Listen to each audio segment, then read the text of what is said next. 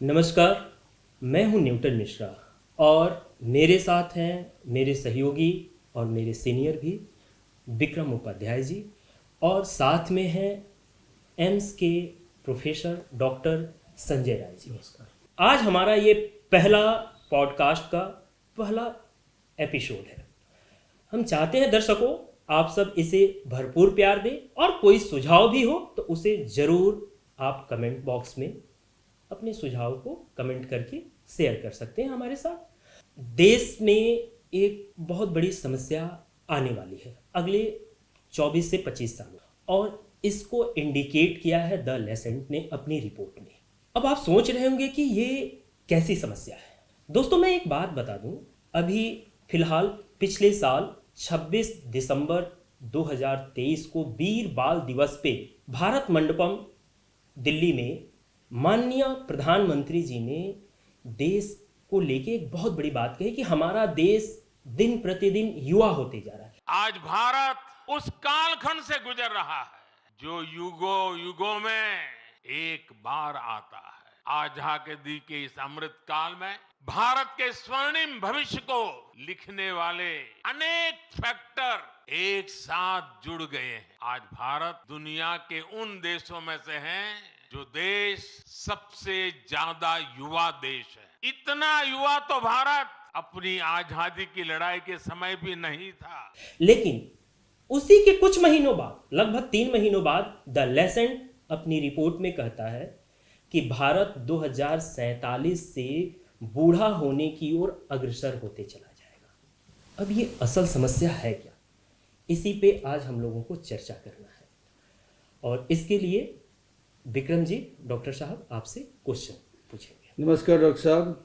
Doctor साहब, the Lancet की report आपने देखी होगी और हम ये भी जानते हैं कि भारत युवाओं का देश क्यों कहा जाता है, क्योंकि 65% जनसंख्या हमारी 35 से नीचे की है। लेकिन ये जो रिपोर्ट आई है ये डराने वाली है। आपने भी रिपोर्ट देखी है, क्या वास्तविकता यही है कि हम बूढ़े होने जा रहे हैं?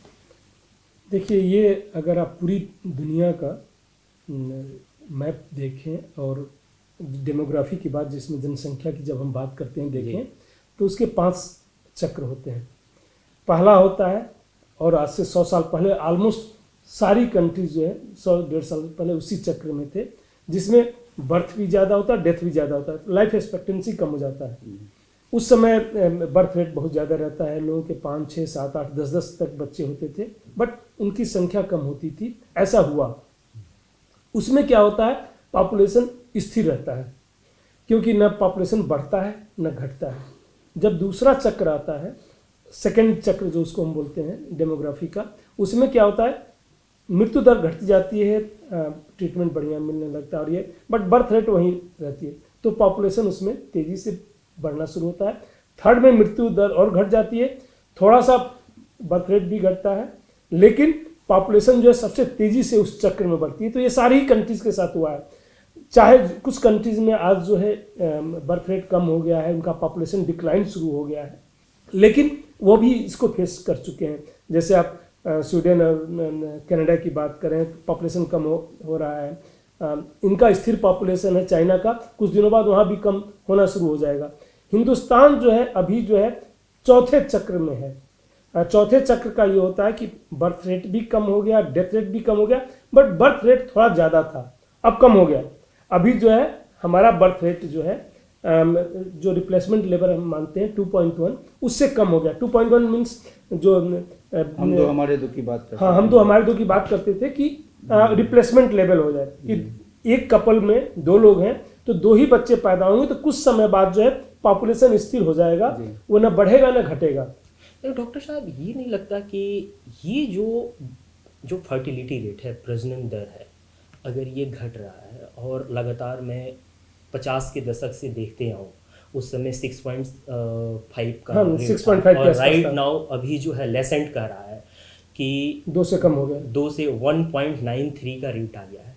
तो इससे भारत की विकसित और विकासशील, ये एक बड़ा टर्मोलॉजी आजकल पॉलिटिकल पार्टियां या सरकारी आंकड़े सभी लोग कर रहे हैं कि भारत विकसित राष्ट्र, विकासशील राष्ट्र, इन सब की बातें। 2047 में भारत एक तरफ जहाँ पे देश की 100 वर्ष आज़ादी का मनाएगा, तो उस दौरान इस पे क्या देश के जो इंफ्रा है, वो ओवरऑल इंफ्रा की मैं बात कर रहा हूँ, उस पे चाहे वो पब्लिक का हो या वैसे, इस पे एक बहुत बड़ा असर नहीं पड़ने वाला? डेफिनेटली पड़ेगा। देखिए हमारी पॉपुलेशन 140 करोड़ से ऊपर हो चुकी है।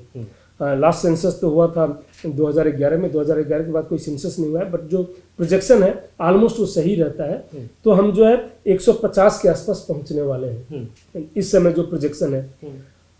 इस कंट्री में ऐसे ही पॉपुलेशन जिस तरीके से बढ़ा है, पिछले अगर 50 सालों में ही देखें तो पॉपुलेशन जो है ऑलमोस्ट हम डबल हो चुके हैं। तो बोझ तो बढ़ेगा ही, बोझ जो है सरकार पे बढ़ेगा, हेल्थ सिस्टम पे बढ़ेगा, आप कहीं भी देखिए, क्योंकि संसाधन लिमिटेड है, उतने ही संसाधन है। हम उनको बढ़ाते रहेंगे, वो अलग बात है, थोड़ी सी हम इंक्रीज करेंगे, लेकिन अगर पॉपुलेशन इस हिसाब से ही बढ़ता रहेगा तो उसमें प्रॉब्लम होगी और वो हो सकती है। डॉक्टर साहब, मैं एक चीज, विक्रम जी, इस पे ये नहीं लग रहा है कि सरकार की पॉलिसी में कहीं कमी है, या सरकार पॉलिसी तो अच्छे से बना रही है, उसको इम्प्लीमेंट अच्छे से नहीं किया जा रहा? देखिए, जो हम विषय ले रहे हैं ना, वो विषय थोड़ा अलग हटके, ये चर्चा जब हम कर रहे हैं कि लेसेंट की रिपोर्ट के आलोक में कर रहे हैं कि हमारी जनसंख्या दर अब कम होने वाली है, यानी वृद्धि दर कम होने वाली है। अगर हम उसकी बात करते हैं तो इंफ्रास्ट्रक्चर पे जो बोझ की बात कर रहे हैं, वो इंफ्रास्ट्रक्चर बोझ की बात अगर हम इस पे चर्चा करें कि एक डेवलप्ड नेशंस के लिए कोई भी एक पीरियड 10-20 साल का बहुत छोटा होता है। अगर हमको उस डेवलप्ड नेशंस की उस पे जाना है, उस पोजीशंस पे जाना है, तो हमारा एक जो है सस्टेनेबल एक ग्रोथ हमारे को 20-25 साल तक मिलना चाहिए। हम ये पूछना चाहते हैं डॉक्टर साहब से, क्या ये जो ग्रोथ रेट जो उसका पॉपुलेशंस का है, क्या ग्रोथ रेट जो रिक्वायर्ड वो मैच करेगा, या हम फिर वहीं पहुंच जाएंगे जब हमारे पास काम करने वाले लोग नहीं होंगे, हमारे पास जो है जनसंख्या का जो डिविडेंड जब भी मिल रहा है वो हमें प्राप्त नहीं होगा, जैसे यूरोप के कुछ कंट्रियों में हो रहा है। जैसे यूरोप की कंट्री में हो रहा है। जब भी पॉपुलेशन का बर्थ रेट कम होगा तो क्या होगा? देखिए, पहले क्या होता है, जब बर्थ रेट और डेथ रेट दोनों ज्यादा रहते हैं तो डेथ किन में ज्यादा होती है? डेथ जो है 5 साल से कम के बच्चों में ज्यादा होती थी या बुजुर्गों में ज्यादा होती है। तो यंग पॉपुलेशन ज्यादा रहता है। यंग पॉपुलेशन जो अभी आपने 65% कहा, तो यंग पॉपुलेशन धीरे धीरे बच्चों की मृत्यु दर देखिए, पहले 100 के ऊपर था, इस समय हम जो है 22 के आसपास पहुंच गए हैं, 1 साल से कम की बच्चों की मृत्यु दर। तो वहाँ मृत्यु दर भी कम हो गई है, बच्चे भी कम पैदा हो रहे हैं, तो यंग पॉपुलेशन धीरे धीरे सिकुड़ता जाएगा। आप देखिए 2001 सेंसस में जो 6% से थोड़ा सा ऊपर जो है 60 साल से ऊपर के लोग थे।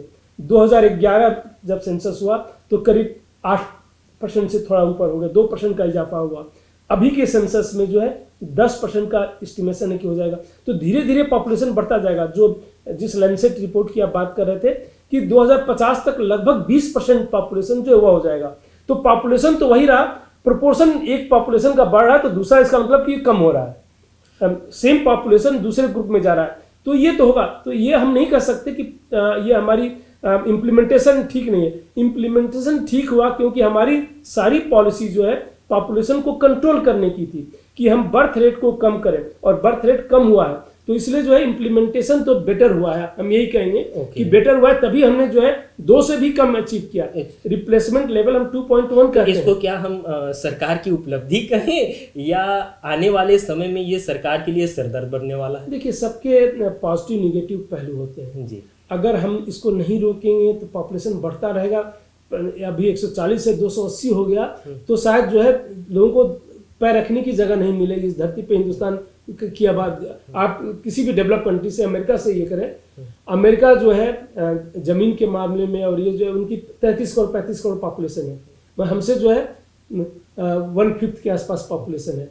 जमीन जो है हमसे 3 गुनी ज़्यादा है, मिनिमम उससे भी ज़्यादा है। तो उनके पास अभी संसाधन है, वह कर सकते हैं। हमारे पास जितनी ज़मीन है उसमें जो है हम पूरी जो है दुनिया की जो है, अगर इसी तरह बढ़ता रहा तो उसका हमें इस पे कंट्रोल तो करना था, पॉपुलेशन पे कंट्रोल करना था। बट उसका जो निगेटिव पहलू है कि जब पॉपुलेशन हम कंट्रोल करते हैं तो यंग पॉपुलेशन, जो कि मेन जो है प्रोडक्टिव पॉपुलेशन होता है, काम करता है, आपके लिए जो है एनर्जी, पूरे देश के विकास में आप योगदान देता है।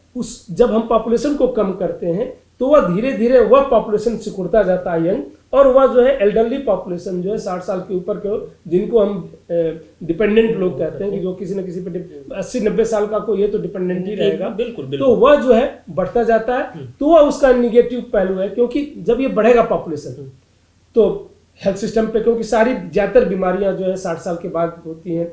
ओल्ड एज अपने आप में एक बीमारी है, कुछ कई बीमारियां जो हैं ब्लड प्रेशर, शुगर, किडनी की बीमारी, कैंसर होना, ये सब एज से रिलेटेड ज्यादा है, तो वह सब भी बढ़ेगा, हेल्थ सिस्टम पे लोड बढ़ेगा, तो ये सब होता है। बट उसमें बैलेंस रखना पड़ता है, दोनों में ही बैलेंस रखने की जरूरत होती है। मैं एक सवाल इसी से पूछना चाहता हूँ, जब आपने कहा कि पॉपुलेशन जो है अगर ग्रोथ नहीं करेगा तो एल्डर पॉपुलेशन बढ़ेगा, अब मैं आपसे ये पूछना चाहता हूँ कि ये हमारी 25-30 साल की जो गवर्नमेंट की पॉलिसी रही है उसमें हालांकि उन्होंने कभी ये कोई पॉलिसी नहीं बनाई कि हमको ये जनसंख्या पे नियंत्रण करना है ज़बरदस्ती। उन्होंने जो भी सामाजिक उसके दायरे में रह के जो कुछ भी कहा वो किया। अब चूँकि चिंता इस बात की कर रहे हैं हम लोग कि अब पॉपुलेशन ग्रोथ कम होगा तो हमारे लिए जो है मेडिकल डिपेंडेंसी बढ़ेगी और ग्रोथ में जो एक पब्लिक का एक पार्टिकुलर पर्सन का योगदान होता है वो कम होता जाएगा। अब मैं आपसे पूछना चाहता हूँ कि इसमें बैलेंस कैसे किया जाए इसको, कि भाई ये बैलेंस भी हो और हमारे पास जो है एक्स्ट्रा बर्डन भी ना है मेडिकल पे, इंफ्रास्ट्रक्चर पे, बाकी चीज़ों पे। ना कुछ चीज़ों को रोक पाना बहुत मुश्किल है जी। जहाँ तक ज़बरदस्ती नहीं किया गया, बट इमरजेंसी के समय 1975 में जब इमरजेंसी लगी थी जी। तो उस समय फैमिली प्लानिंग को बढ़ाने के लिए जो है वो ज़बरदस्ती किया गया, नसबंदी जिस तरीके से हुई उसको काला अध्याय के रूप में देखा जाता है। इसीलिए जो है 1977 में जब गवर्नमेंट आई तो फैमिली प्लानिंग का नाम चेंज करके फैमिली वेलफेयर प्रोग्राम कर दिया। लेकिन सारी पॉलिसी फिर भी हमारी जो है उसी से रिलेटेड रही कि 2 बच्चों का जो है हमारे 2 का ही नारा चलता रहा। उसमें क्या होता है कि 2 बच्चे आप पैदा करेंगे, तीसरा बच्चा ठीक है फोर्स नहीं कर रहे हैं, बट तीसरे बच्चे को बहुत सी सरकारी सुविधाएं नहीं मिल पाती हैं। वह LTC में नहीं एलिजिबल होता है कि परिवार के लोग घूम से सरकारी कर्मचारी है, तो एजुकेशन में जो है उसको बेनिफिट नहीं मिलता है।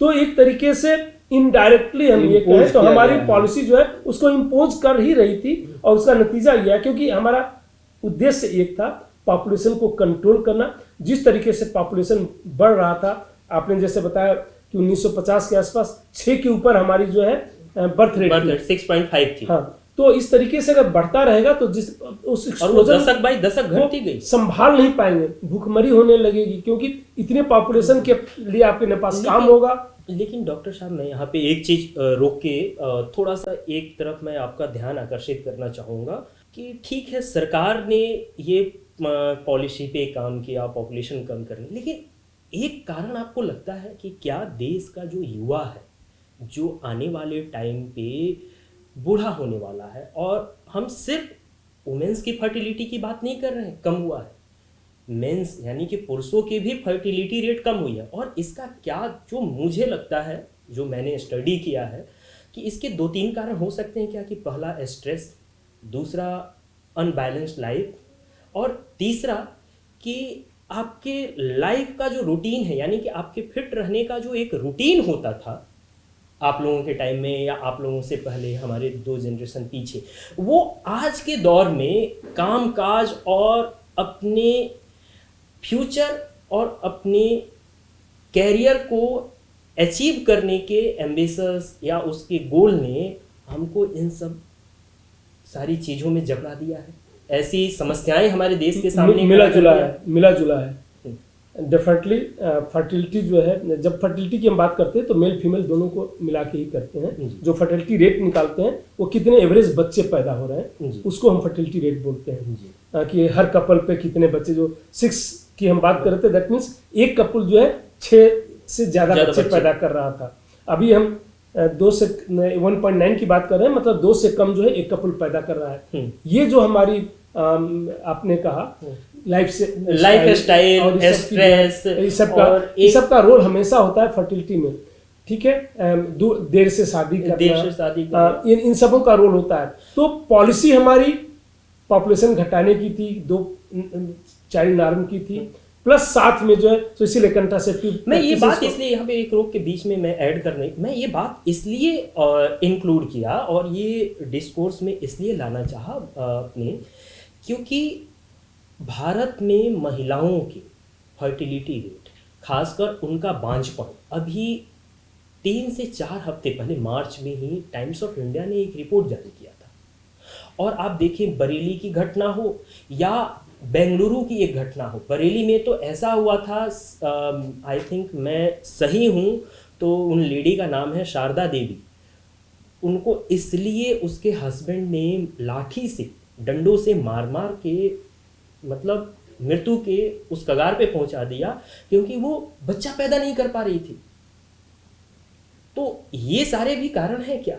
देखिए, बांझपन बढ़ा है ये कह सकते हैं, पर बांझपन आज से नहीं, जब से सृष्टि है तब से हमारे जो है, हम अपने ग्रंथों में देखें तो उसमें भी बांझपन का जिक्र होता है। तो बांझपन था, बांझपन बढ़ना जो है उसके कई कारण हैं, और दोनों ही, पुरुष में भी बांझपन के कारण से जो स्पर्म की क्वालिटी पुअर हुई, ये जैसे स्मोकिंग, नशे करना, स्ट्रेस में रहना, इस सब का इफेक्ट आता है क्वालिटी पे, स्पर्म की क्वालिटी पे। वैसे ही जो है, जो ओवुलेशन होता है उसको डिले हो जाना, मतलब जो गर्भाशय के अंदर अंडा बनता है, अंडाशय के अंदर अंडा बनता है, फिर वो गर्भाशय में आता है, इस सब का जो है स्ट्रेस होना, जो है इरेगुलर लाइफ स्टाइल, स्मोकिंग, इस सब का बहुत ही बुरा प्रभाव पड़ता है। आपको स्मोकिंग से एक मैं बड़ा अच्छा एक रिपोर्ट बता रहा हूँ, ब्रिटिश मेडिकल जर्नल का, मैं पढ़ के दंग रह गया। और अभी मैं कुछ देर पहले पढ़ रहा था कि भारत की जो महिलाएं हैं, वर्ल्ड की 2nd लार्जेस्ट स्मोकर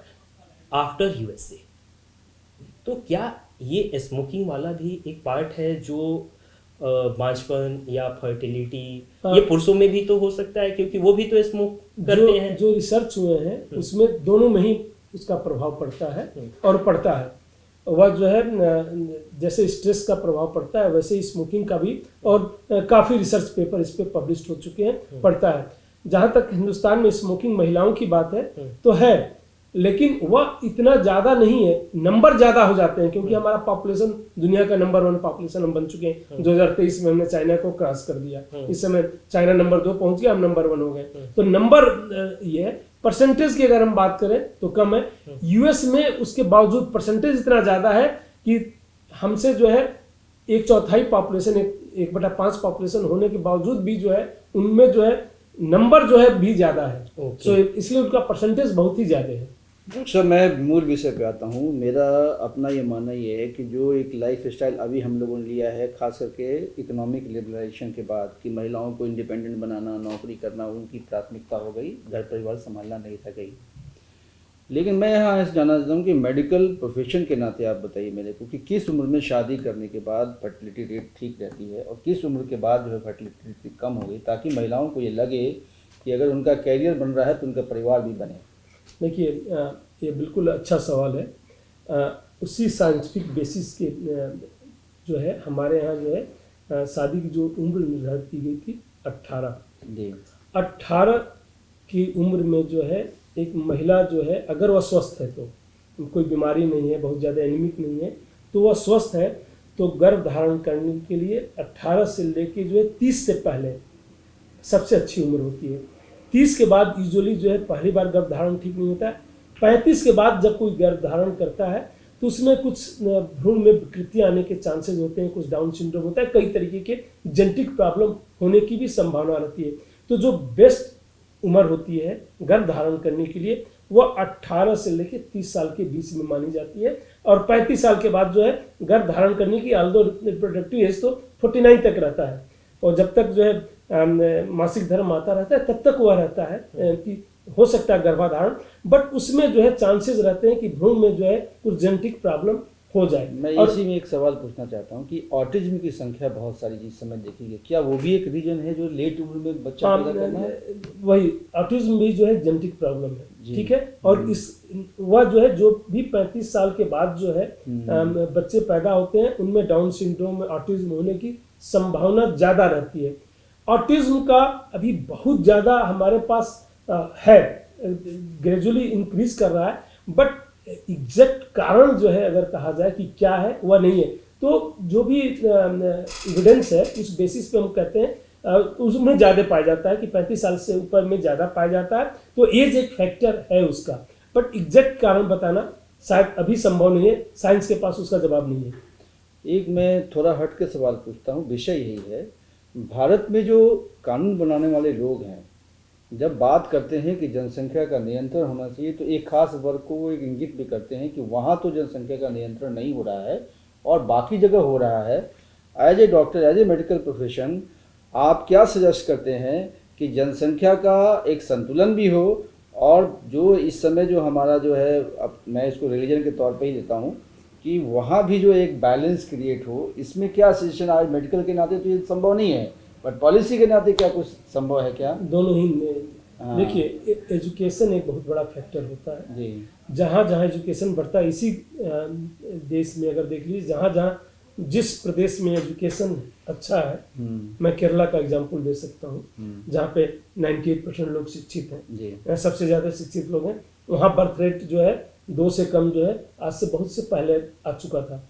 सारे रिलीजन में, चाहे वो किसी भी रिलीजन के हो, जहाँ जहाँ शिक्षा कम है तो धीरे धीरे वो ग्रेजुअली कम होता जाएगा। चाहे दुनिया का आप देख लें, किसी रिलीजन के लोग हों, अगर वो शिक्षित हैं तो वहाँ अपने आप कम हो जाता है। क्योंकि जब शिक्षित रहते हैं तो देखिए, शिक्षा के साथ साथ आप जो है नौकरी पेशा करेंगे, इन्वॉल्व रहेंगे, प्लस आपको जो है पता चलेगा कि 2 बच्चे पैदा होते हैं, उनकी शिक्षा दीक्षा पे भी खर्च होती है, उनको हम अच्छा शिक्षा दे सकते हैं, वह जो है बेटर जो है एजुकेटेड होके जो है अच्छे पोजीशन पे जा सकते हैं।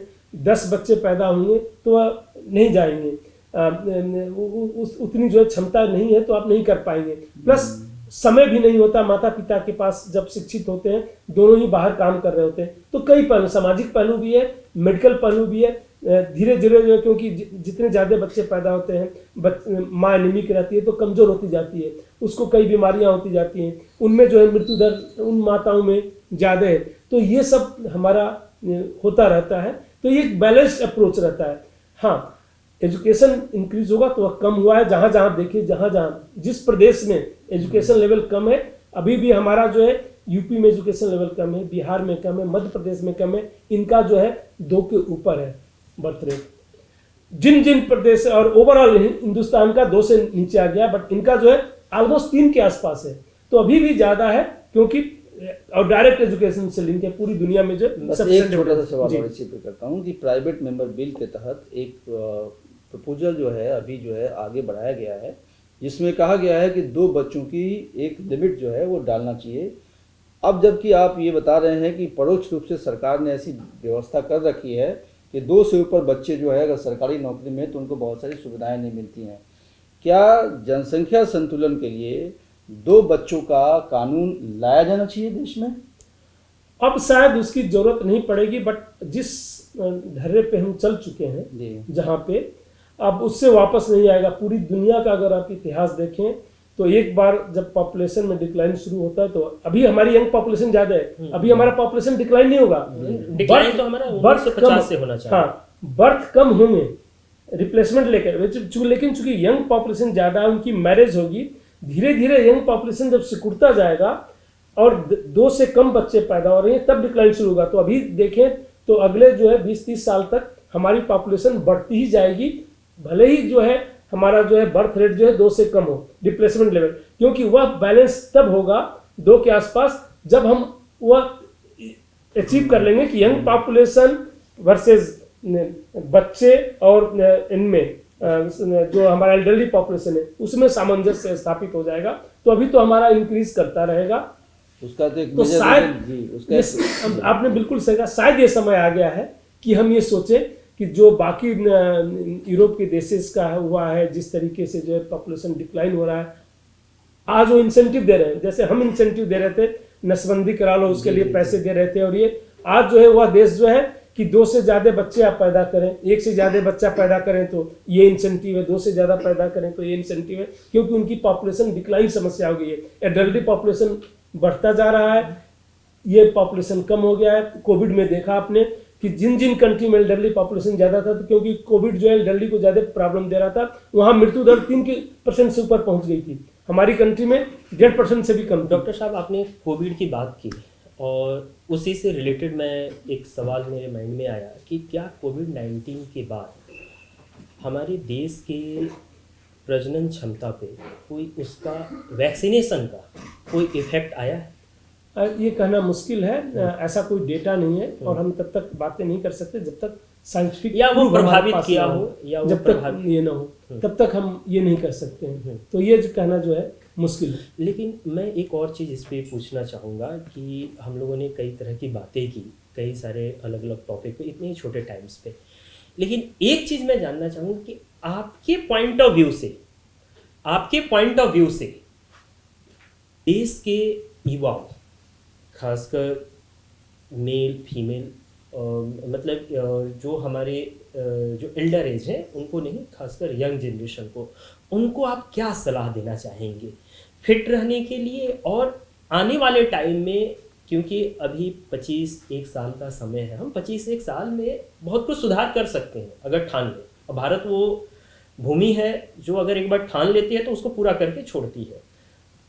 देखिए, सबकी लाइफ स्टाइल बिजी है, तो कई बीमारियां जो है आजकल लाइफ स्टाइल डिजीजेज ही हम बोलते हैं, जैसे नॉन कम्युनिकेबल डिजीज, शुगर का बढ़ना जिस तरीके से बढ़ रहा है, इंडिया को जो है डायबिटिक कैपिटल कहा जाता है, हाइपरटेंशन का बढ़ना, ब्लड प्रेशर, ये सब का बढ़ना जो है, और यह जो है आपकी जीवन शैली से गवर्न होती है। अगर आपकी जीवन शैली अधिक व्यस्त है, आप टाइम नहीं दे रहे हैं, 3-4 बातों का बस ध्यान रखना होता है। आप अपने आप को स्वस्थ रखें, तभी जो है आप परिवार के लिए, अपने लिए, अपने परिवार के लिए और पूरे देश के लिए जो है प्रोडक्टिव रहेंगे।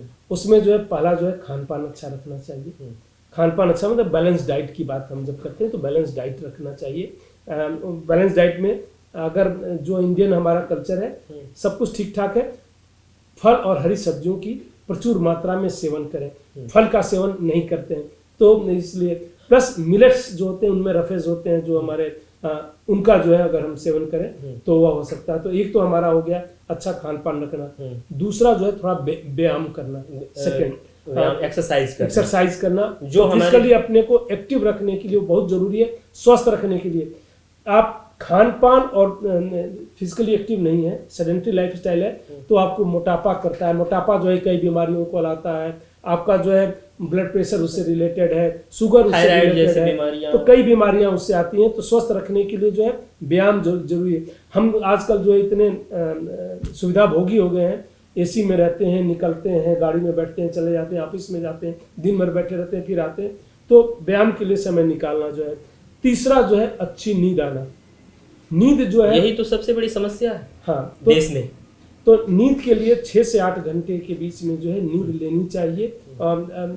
क्योंकि अगर आप अभी नहीं ये सब अपनाते हैं, आगे आपको करना पड़ेगा। 6 घंटे की जगह पे आप बिस्तर पे पड़ जाएंगे बीमार होके, तो 20 घंटे बिस्तर पे पड़े रहेंगे, 24 घंटे बिस्तर पे पड़े रहेंगे। तो वह जो है जरूरी है सामंजस्य दोनों में बनाना, अपनी बेस्ट लाइफ स्टाइल में भी और इसमें। और चौथा है योगा।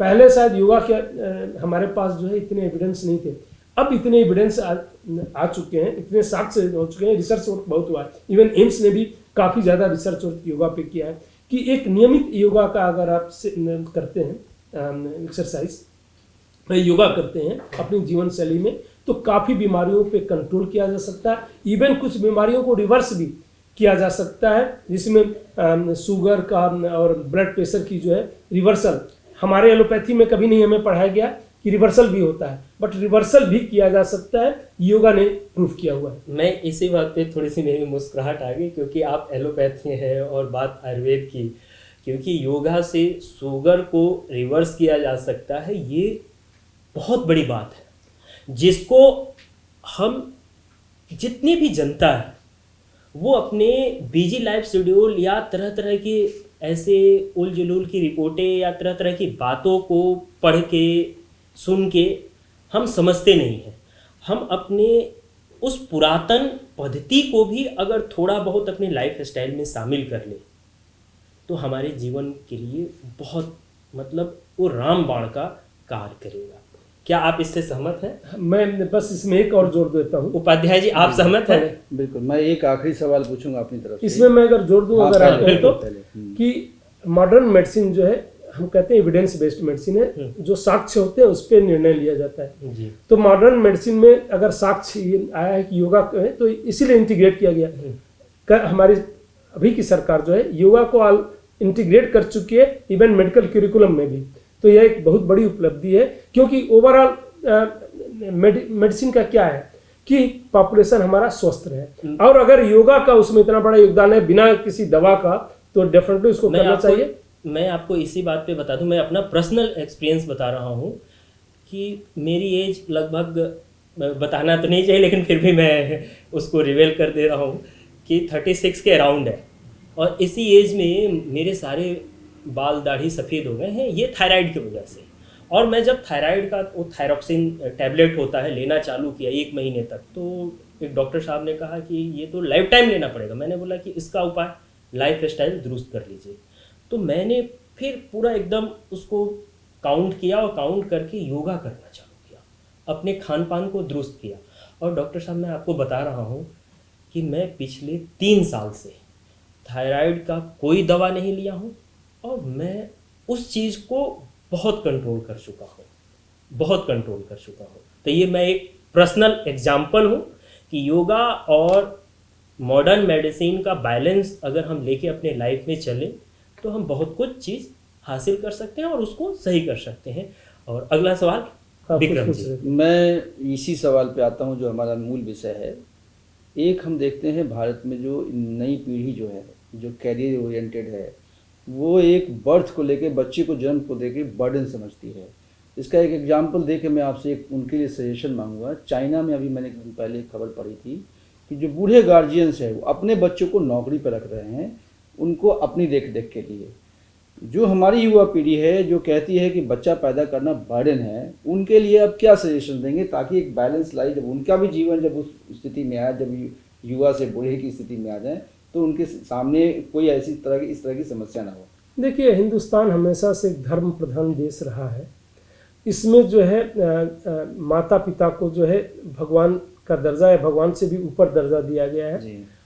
ठीक है, आप सही कह रहे हैं कि ऐसा संभावना है। दुनिया के अगर हम देखते हैं दुनिया के नक्शे पे, तो हर देश में ऐसा हुआ है। क्योंकि पहले क्या था, 5 बच्चे पैदा हो रहे थे, माता पिता थे, उनमें से एक बच्चा भी केयर कर सकता था। अब एक ही बच्चा पैदा हुआ तो अमेरिका चला गया। जी, सिंगल चाइल्ड था वो। अब यहाँ पे उनको केयर करने के लिए कोई नहीं रह गया। वो चाहता है कि वो अमेरिका आ जाए, क्योंकि अभी भी जितना जुड़ाव हमारा अपनी फैमिली में है, ऐसी प्रथा कहीं दुनिया में नहीं है। भारत उसका एग्जाम्पल है। हो सकता है आने वाले समय में भारत ही एग्जाम्पल बनेगी। देखो, यहाँ पे इतने % होने के बावजूद भी जो है बुजुर्गों के लिए हमें केयर करना पड़ा है। जैसे हर जगह देखिए, सोशल सिक्योरिटी जो है गवर्नमेंट लागू करती है बुजुर्गों के लिए। जितनी सोशल सिक्योरिटी स्कीम है, यहाँ पे परिवार ही केयर करता है और उससे बेटर केयर करता है। आप ओल्ड एज होम में जाके रहें, कि यहाँ पे ओल्ड एज होम है, बट अगर देखें तो उस अनुपात में नहीं है जैसा वहाँ है। तो इसकी संभावना कम है। बट युवा को जो है, क्योंकि वो भी कल उस स्थिति में जाने वाले हैं। यह एक चक्र है जो चलता रहेगा। जो आज बच्चा है वो बुजुर्ग भी होगा, बड़ा जवान भी होगा और बूढ़ा भी होगा। तो जो हम अपने माँ बाप के लिए करेंगे, हमारे बच्चे भी वही करेंगे। तो वह जो है, अगर अपने लिए को ठीक से रखना है, हमें ऐसा सोचते हैं, तो हमें वैसे ही अपने माँ बाप का केयर करना पड़ेगा जैसा हम अपने बच्चों से अपने लिए उम्मीद करते हैं। अगर हम नहीं करेंगे, अगर हमने ये एग्जाम्पल नहीं सेट किया, तो शायद बच्चे भी वो देख के जो है उसी पथ पे चलेंगे। तो जो हमारी अभी तक की जो है परंपरा चल रही है वो बहुत ही अच्छी है, उसको बस फॉलो करें। मैं यही कहूँगा। ये इसमें रह गया है एक पहलू, जो बर्डन मानते हैं, बच्चा पैदा करना मेरे लिए बर्डन है, मेरे ग्रोथ में जो है वो रुकावट है, उनके लिए क्या कहेंगे? हाँ, देखिए, वही शुरू में यह एक मानसिकता बना दी गई, क्योंकि यह नैरेटिव क्रिएट किया जाता है बर्डन वाला। पहले नहीं था। पहले जो है बच्चों को जो है भगवान का जो है प्रसाद मानते थे। धीरे धीरे कि नहीं, बच्चे बर्डन हैं, 2 से ज़्यादा, वो हमारे पॉपुलेशन कंट्रोल करने का एक मैसेज देना। तो ये अब युवा के वही आया। अब वो नहीं पढ़ रहे हैं, हमारे शास्त्रों को नहीं पढ़ रहे हैं कि बच्चों को हम भगवान का दर्जा दे रहे थे, क्योंकि ये हमारी पॉलिसी वैसी थी। जब भी पॉपुलेशन कंट्रोल करते हैं तो कैसे कंट्रोल करेंगे? अगर आप भगवान का प्रसाद मानेंगे तो फिर उस पर कंट्रोल कर ही नहीं पाएंगे। तो इन दोनों में बैलेंस रहेगा। धीरे धीरे जो है, शायद अब जब उसका प्रचार खत्म होगा तो अपने आप जो है इस पर कंट्रोल हो जाएगा। हाँ, वह बर्डन अगर शुरू में मानते हैं, जब यंग होते हैं, अभी कुछ समय बाद अगर देखिए तो इतने IVF क्लिनिक क्यों चल रहे हैं, जो फर्टिलिटी के क्लिनिक चल रहे हैं, जो लाखों रुपए लोग खर्च करके भी एक बच्चा पैदा करना चाहते हैं, जो बिना खर्च किए पैदा हो सकता था। बट क्योंकि यंग एज में तो उसको बर्डन माने, बाद में जो है, तो ऐसे यंग लोगों को उन लोगों से सीख लेनी चाहिए जो ऐसी सोचते थे और फिर कुछ समय बाद जो है उस सोच पे पछतावा करते हैं। तो उनको इस सोच पे, अपनी सोच पे पछतावा ना हो, इसलिए जो है एक बैलेंस्ड अप्रोच की जरूरत है कि बच्चों को कभी बर्डन न माने। हाँ, जो सही समय है उसमें बच्चे पैदा होने चाहिए, उससे बच्चे स्वस्थ भी रहते हैं, आप भी स्वस्थ रहते हैं।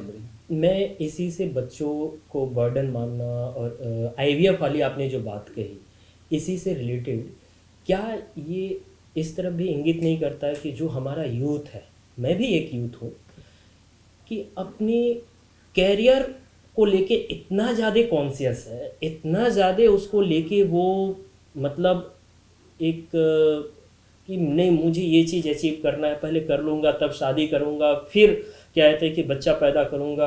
अरे ठीक है, बच्चा एक तो हो गया, काफ़ी है।